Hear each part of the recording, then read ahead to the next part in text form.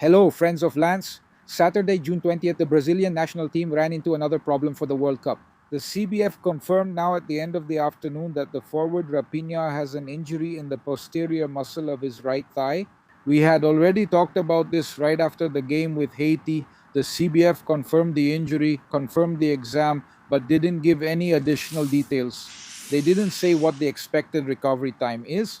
The CBF informed that he will undergo intensive treatment. And remember that Raphinha already had a muscle injury in the same area during Brazil's friendly match with France back at the end of March. At that time, he was out for 5 weeks, stayed away for 5 weeks, and missed Brazil's game. And 6 for Barcelona. 6 for Barcelona. If the same time frame repeats, he's out of the World Cup. The final is July 19, but again, the CBF said he'll go into intensive treatment.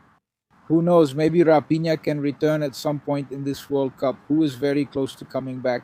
Neymar. We're talking about Neymar again, and we're back here in Morristown, right? We hit the road today, left Philadelphia, and came here to Morristown. Neymar trained hard here. We saw several images from the CBF that they released in their media group.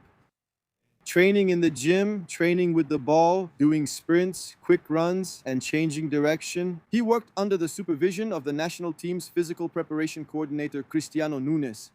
So Neymar is ready. Lotia had confirmed that Neymar is coming back, he'll be included, and will be listed for the game against Scotland next Wednesday in Miami. I don't think he'll be a starter yet, but it's very likely that he'll get his first minutes in the World Cup. He's being prepared for the knockout stage, whether the team qualifies in first place to play in Houston or in second to play in Monterrey. Brazil is already qualified. Yesterday's result guaranteed Brazil a spot in the knockout stage, the World Cup knockout stage, right? And today the team only did a recovery workout at the hotel gym. The players have the afternoon off today and they'll report back in the evening to start preparing for the match against Scotland. Remember, it's Wednesday over there in Miami. With Neymar, he becomes an option to replace Raphinha. He becomes an option. I just don't know if he'll start the match yet, okay? Yeah, we even did a report earlier talking about the options that Ancelotti has with this problem with Raphinha.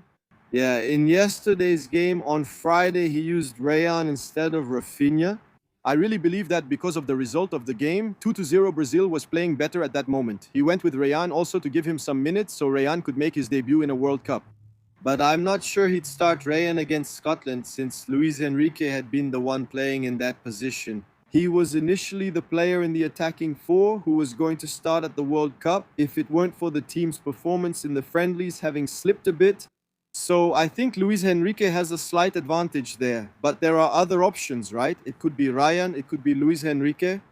He would also have the chance to use Neymar on that side. I don't believe it will be Neymar playing there in this game against Scotland, especially because Neymar's position isn't on the right side, historically speaking. Normally, he's a player who comes from the left side or drifts through midfield, or even as a false nine there, with other players moving closer. I actually think that the role Matheus Cunha played in the last game makes it easier for Neymar to come in, you know?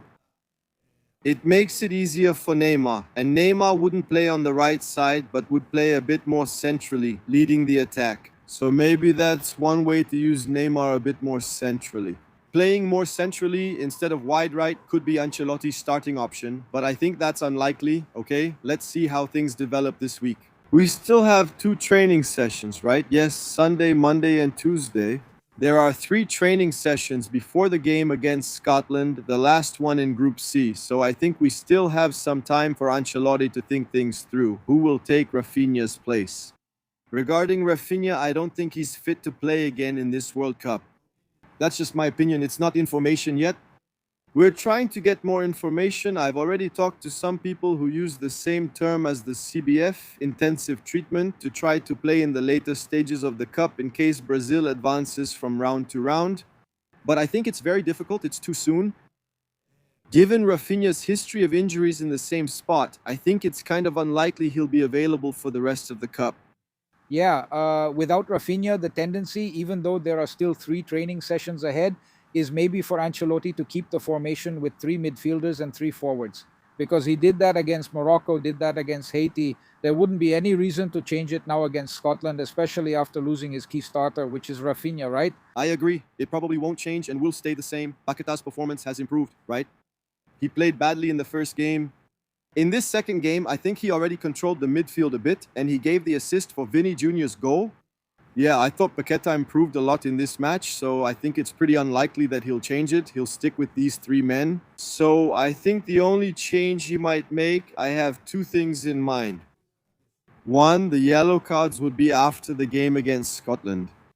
Casemiro is one yellow card away from suspension. Maybe he could come in with Fabinho so he doesn't lose Casemiro for a possible knockout game. Since he's a starter, he's his foundation, his trusted man. I think that maybe looking ahead, that could be a change he makes to the team. Yeah, and the other position he should change, actually not should, he will have to change for sure, is taking Raphinha out. And for me, the choice will really be between Luis Enrique and Ryan. By the way, it's unlikely to change there unless it's one of those two. With Neymar coming in during the game, maybe to play that role with Matheus Cunha. Yeah, playing a bit deeper. Matheus did really well in the game yesterday. Yeah, I think he did a great job. Exactly how Cancelotti describes him in the press conferences. He's that player who marks, how does he say it? He has a term, punta. He uses the term there, meia punta. Meia punta, as he says, is a player who plays both in the midfield and up front. It would be like a forward, right? What we used to call back in the day, Dozão is younger than me, but it would be that forward who not only marks but also gets forward, comes from behind, sets up plays, and finishes. He even played as a playmaker, scored 2 goals. For me, he was one of the standouts. And I think it's very important too, when we have to criticize, we criticize, but Vini Jr. for me has taken on the leading role for the national team in the World Cup. We even wrote about that today as well. Yeah, it was quiet leadership in this World Cup. I think a lot of attention was focused on Neymar's injury and the hype around Hendrik, so people kind of forgot about Vini, and Vini was able to take advantage of that. Vini stood out in the first game and performed well in the second too. Yeah, he already has 2 goals in the World Cup. In the last, let's see, in the 2 friendlies plus the 2 World Cup games, in 4 games, he has 3 goals. So, Vini Jr. is on a roll. He's been growing with this national team, which did well in the game against Haiti. Let's be honest, it's Haiti. But that's fine. They won 3-0, went there, did their job, won the game. So I think we need to praise Vini too, because I think quietly he took the pressure off himself. He said he's in his best technical, physical, and mental moment. He arrived at the cup in good shape and is doing well. I hope he rises even more so we can have Vini Jr., the same one we saw at Real Madrid, the same one we rooted for to win the Best Player in the World award. I hope he has that best in the world performance until the end of the World Cup. Also remembering that with Raphinha's injury, Ancelotti is going into his 15th game with 15 different lineups. Carlo Ancelotti can't repeat the lineup. It's also important to remember the following. Raphinha will undergo intensive treatment, and someone might say, hey, but then why not take Raphinha out and call up another player? Because you can't anymore. It's due to the World Cup regulations. Outfield player substitutions are only allowed until the day before the debut. So that's the deadline. It expired on June 12th, the day before the match against Morocco.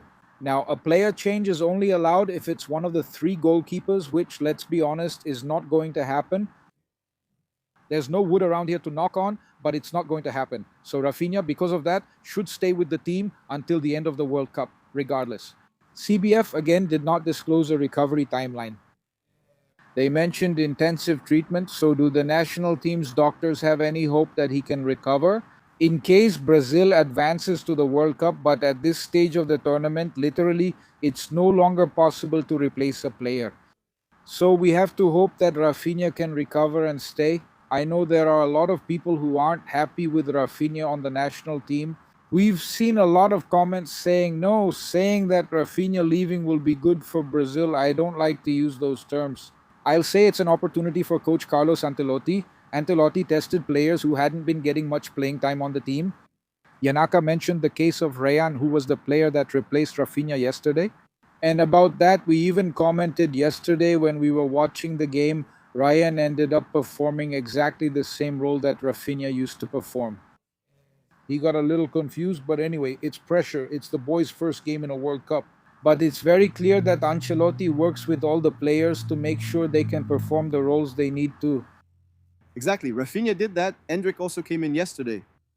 2 historic appearances for the Brazilian national team by 2 young players. Hendrik almost scored. He did, but it was offside. But about Rayan, that's exactly what Dusan said. Ancelotti has those players who play in certain areas of the field, and he works the same way with starters and substitutes. In fact, we talked yesterday, me and Duzan, we were talking during the game that Rayan was making the same moves as Raphinha, coming in behind the defender, trying the same plays, taking the ball to the end line.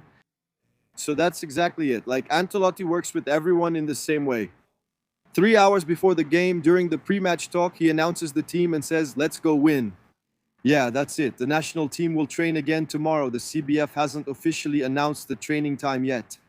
The starters and reserves have started preparing for the game against Scotland. We'll have 2 more training sessions here before the national team leaves tomorrow. On the eve of the game, Dusan will already be there waiting for them to give that warm welcome from Lance, the Brazilian national team delegation. And we'll be back with more information throughout the days, so you can follow us on Lance, on social media, and so on. Let's go and hope Brazil finishes in first place. Great. Did you know the World Cup is on Lance?